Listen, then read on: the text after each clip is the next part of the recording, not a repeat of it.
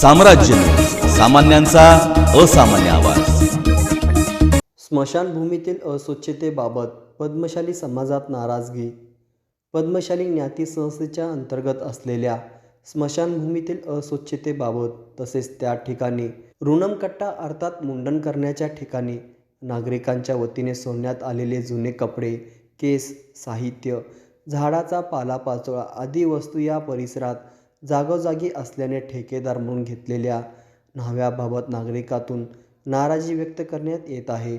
या ठिकाणी गेल्या 2-3 वर्षापासून घरातील एखादी व्यक्ती मृत्यू झाल्यास मुंडन अर्थात ऋण फेडण्यासाठी घराजवळच्या न्हाव्यात नेत असतात।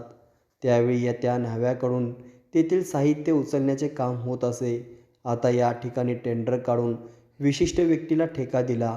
सध्या या ठिकाणी असलेल्या ठेकेदाराकडून कोणतीच स्वच्छता अथवा देखभाल दुरुस्ती होताना दिसत नसल्याने नागरिकातून ज्ञाती संस्थेच्या पदाधिकाऱ्याबाबत उलटसुलट बोलले जात आहे। ज्यांना ठेका दिला त्यांच्याकडून दिलेले काम पूर्णत्वास येत नसेल तर अन्य व्यक्तीला द्यावे असा सूर या ठिकाणी ऐकावयास मिळतोय। या ठिकाणी अस्वच्छ परिसर पाहून अवधूत या गृहस्थाने जागोजागी पडलेले कपडे, साहित्य एकत्रित गोळा केला। याबाबत समाजाच्या अध्यक्षांनी जातीने याबाबत लक्ष द्यावे अशी विनंती केली।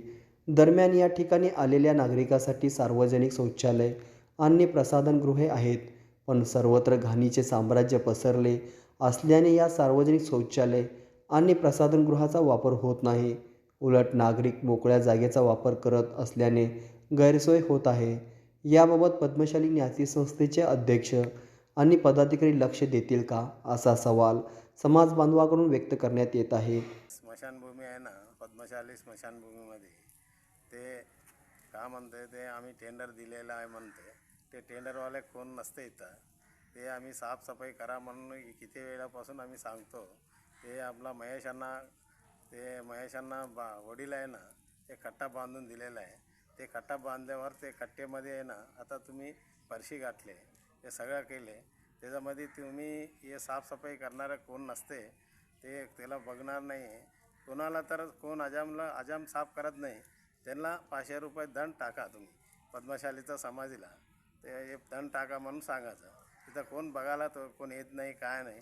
आता मी केलेलं आहे, मी साफसफाई करून चाललो मी। आता ते माझ्यासारखं करू दे सगळेजण, ते दुकानमध्ये कसं करताना इथं बी तसं करायचं।